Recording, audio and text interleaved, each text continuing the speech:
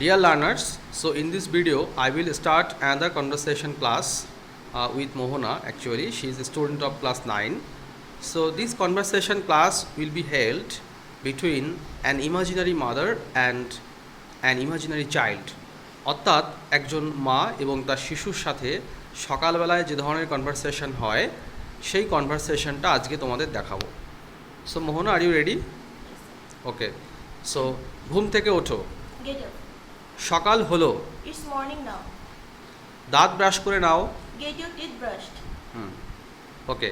এই যে toothpaste. Here's the toothpaste. হাত মুখ ধুয়ে নাও। Wash your face and hands. মুখ মুছে নিও। Wipe your face. পড়তে বসো। Start your study. তুমি কি হোমওয়ার্ক করেছিলে? Did you complete your homework? স্নানে যাও। Take your bath.